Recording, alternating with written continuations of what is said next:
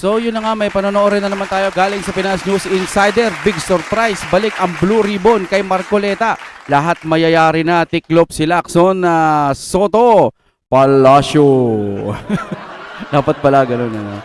Big surprise, balik ang Blue Ribbon kay Marcoleta. Lahat mayayari, tiklop si Lacson Soto Palacio. Ayan po ang panonoorin po natin. Update tayo. Ano po ba ang merong gold trip nyo na may kasamang reaction video? Panoorin na natin ito na sabay-sabay. Papindot naman ng subscribe.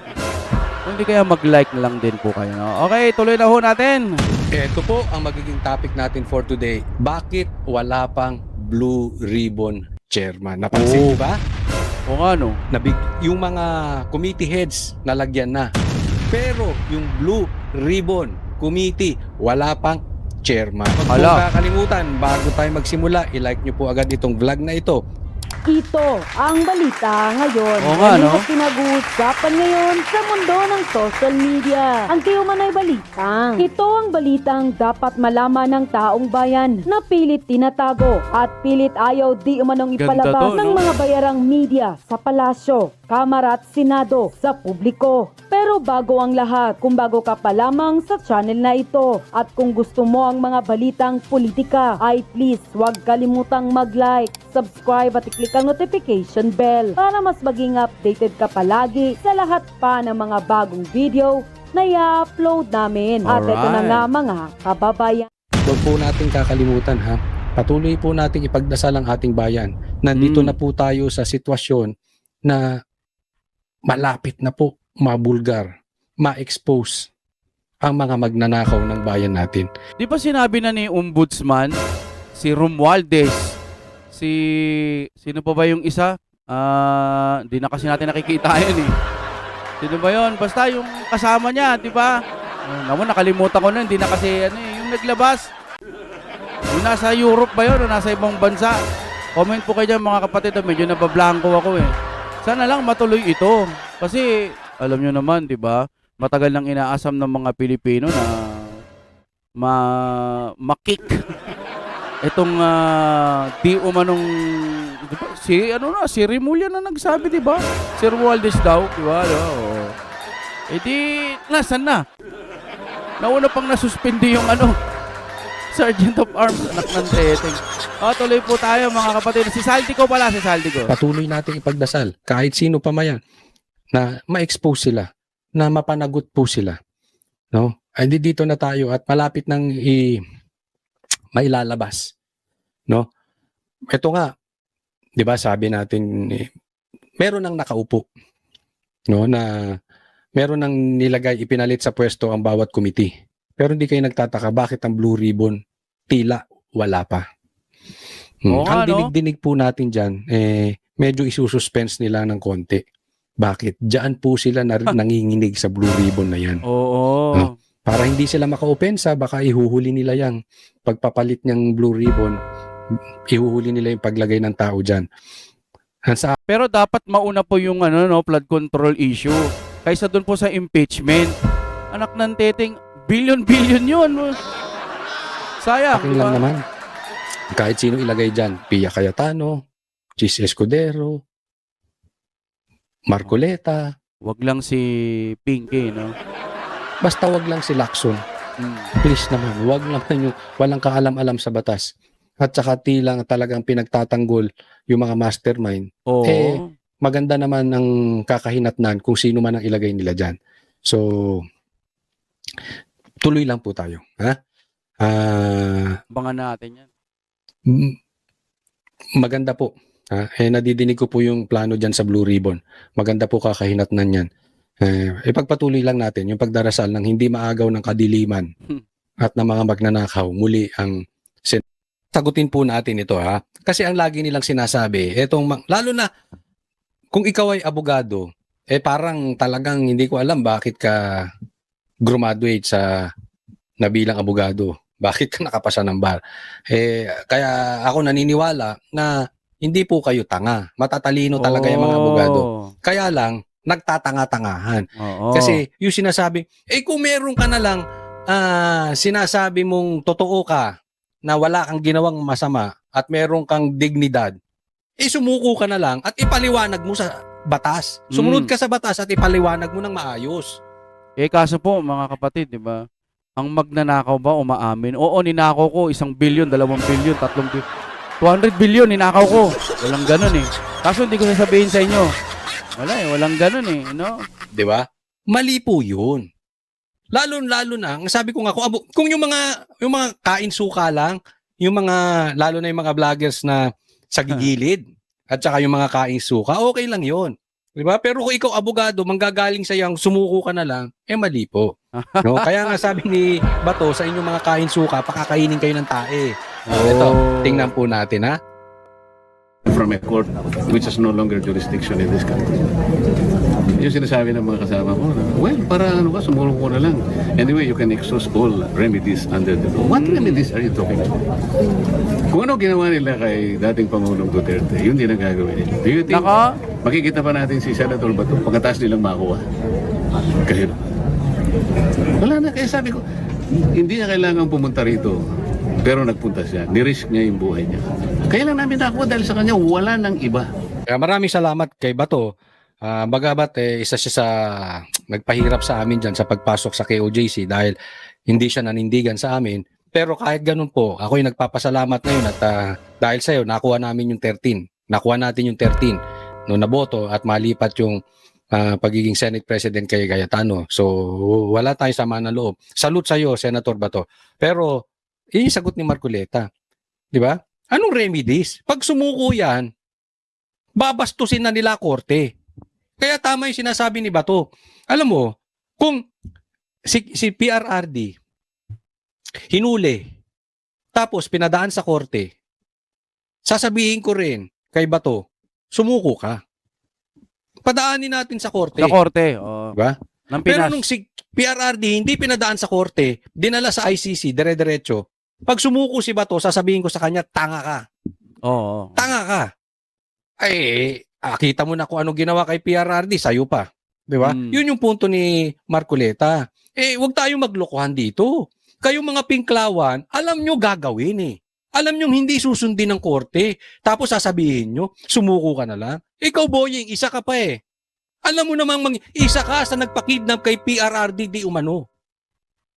O, alam ko namin anong gagawin mo. Ngayon, atat na atat ka, sasabihin mo, humarap siya sa batas. Bakit yung ibang adik na nagpapadala ng sa bahay nila, hinarap ba batas? Uy, may bagong issue ngayon na yung bata. Bata, tapos karumal-dumal yung ginawa sa kanya. Tapos tinikman pa raw yung bituka, di umano. Hindi, nakalagay doon, no? Nangingi sila ngayon ng representative para po maging attorney. Sana po may tumulong. Ano? Pero may daming mga ganyang issue na yung iba, adik-adik. Ngayon, nagugulat na lang tayo yung mga nahuhuli nilang kung sakali, marijuana o shrubs. Kusang lumalapit sa kanila eh, tapos hinuhuli. Natagpuan sa tabing dagat or hindi, sample lang to, natagpuan sa tabing dagat o natagpuan sa lumulutang-lutang. Tapos natagpuan sa van. Pucha, yung shrubs na yung lumalapit. Ano yun? Para lang masabi na nakahuli na naman sila? Hindi, wala naman nag-effort eh. Buti sana kung nagkaroon ng rain, nagkaroon ng bypass. Tapos nahuli yung ganitong ulo ng nagpagbebenta ng ganyan. Yun, pwede pa eh. Pero nagugulat na lang tayo sa mga news ngayon, oh, 'di ba? Yung bata kawawa, tas may mga basta maraming dapat unahin. Hindi itong impeachment. Nagkakalokohan na tayo rito. Ang daming dapat unahin, hindi itong impeachment na to. Ito May, 'di ba dati June pa lang umuulan na, hindi na sumusunod sa schedule. Ito May pa lang umuulan na. May baha-baha na. Ano na naman sasabihin? Hindi na paghandaan kasi dati June pa lang umulan na. Ngayon May pa lang umuulan na eh. Hindi sumusunod sa schedule. Putya, ano ba pinag-aatupag kasi nila? Impeachment. Budget para sa kanilang mga distrito. O may nakikita ba kayo sa lugar ninyo na flood control? Wala eh. Anong ginagawa nila? Impeach BP Sara. King na, paulit-ulit. Diba? O, nakikita nyo ba may pagbabago? Yung patungkol kay Bato.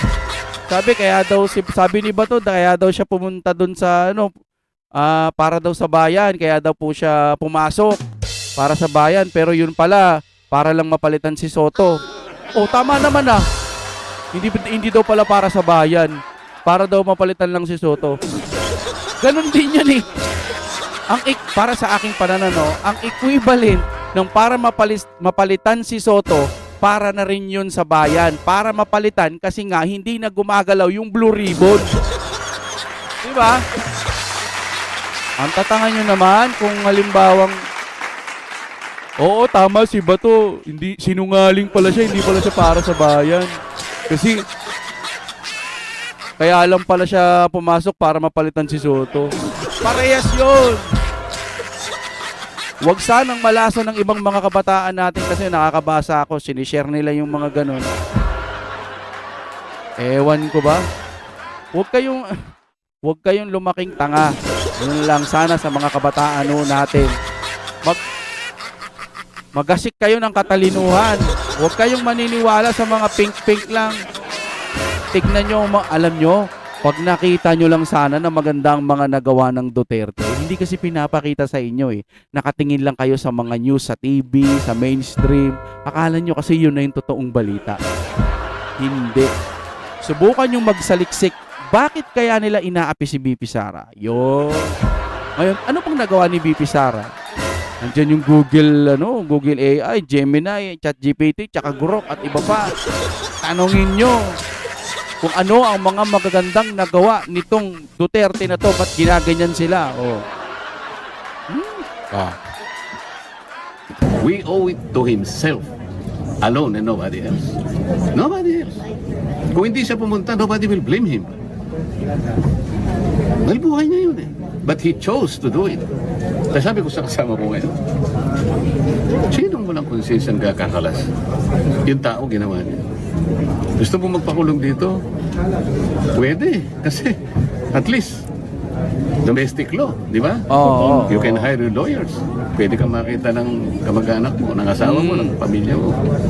Sa Doon dihin, wala. sino tutulong sa iyo to? Kaya yan ang sinasabi ko eh. Sa inyong 13 brave senators, kung ayaw nyo na kayo ay kalimutan ng taong bayan, ayaw nyo kutsain kayo ng taong bayan, huwag kayong lilipat sa kabilang bakod. Teka, nasa na pala yun? Hindi ko na, yung 18, no? Yung 18 muna, doon tayo sa 18, naalala ko, 30 yung sinasabi nito yung mga senador. Naalala ko tuloy yung 18. Tama ba 18 o 21? Kalimutan ko na eh. Yung mga Marines ho natin, kamusta na, no? May mga ipinaglalaban din po yun. Pagkakataon na siguro itong pumunta sila sa Blue Ribbon para po maglabas ng isang katutak na ebidensya. Siguro naman doon pwede na. Kakaso, baka ituro talaga nila si BBM, kaya baka gumawa ng paraan itong administrasyong ito para po yung Senado guluhin na naman. Oh, tingnan nyo nga. Grabe nga yung nangyari ng Sergeant of Arms. Yun pa yung sinuspinde. Pinagtanggol lang naman yung loob ng Senado. Ang galing, di ba? Only in the Philippines. Pag ikaw hindi mo pa naintindihan yun, sobrang ng katangahan mo. Oo nga no, bakit ganun? Di ba? Pag hindi mo naintindihan, wala. Kahit mag-aral ka na mag-aral kung sarado ang utak mo sa pag-unawa ng mga simpleng ganito, wala. Tuloy tayo. Huwag kayong magpapatakot, manindigan kayo, kahit makulong kayo dito, okay lang yan. Ha? Oo. Ganyan talaga. Yung nagsasabi ng totoo, kinukulong. Tama siya eh, buti kayo ikukulong dito. Si Bato, pag hinuli, dadalin sa dahig. Tapos na. Kaya tinaya ni Bato ang buhay niya. Alam mo, para sa isang tatay, I feel this eh. Madali itaya yung buhay mo eh. Pero, pag ikaw ay may pamilya, ang maiisip mo dyan, yung pamilya mo. Oo. Yun po ang medyo talagang mapapadalawang isip kang talaga. Sino ba yung artista ba yon? O matalino din yun eh. Ewan ko kung naging bobo na rin eh. Sabi niya ng ganun ba yun? Parang, ba't di ka na lang sumuko para wala ng gulo? Sino ba? Artista ba yun? Di ko na matandaan eh, no? Ba't di ka na lang sumuko para walang gulo? Gago ka ba? Gagi ang puta. Bakit siya susuko? May warrant of arrest ba siya? Sa Pilipinas? Wala, di ba? ICC. May warrant sila pero walang jurisdiction dito sa Pilipinas. Bakit ka susuko? Ba't kung ka lilitisin? Wala bang silbi ang batas natin sa Pilipinas? Kamangmangan yun, di ba? Yun lang. Di ba? Kaya nga naman, hindi lang si Bato ang sarili niya tinaya niya dito, pati pamilya niya. Yes, oh. Ngayon, magtatraidor pa ba? Eto po, dito natin makikita. Tulungan po natin yung 13 senators and ibalik po natin sa kanila. Coach Oli, paano natin matutulungan yung 13?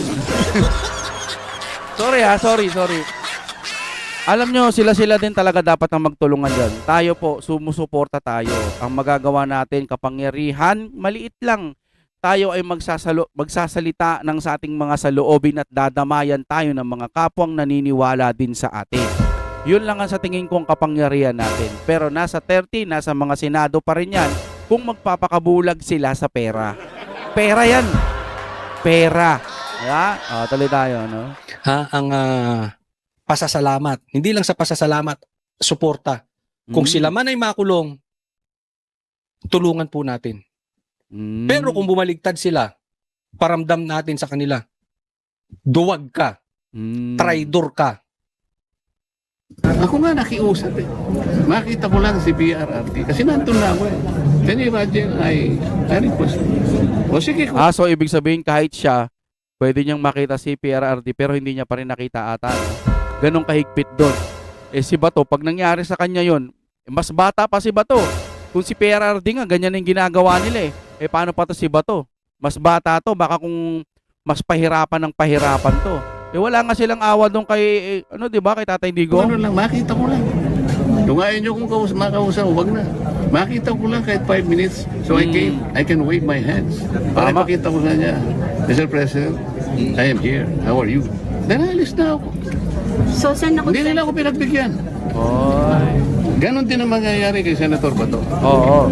Ngayon, yung mga Pilipinong, lalo na yung mga iba sa inyo, I'm sorry to tell this, lalo na yung mga iba sa inyo, hindi naman lahat, nabayaran.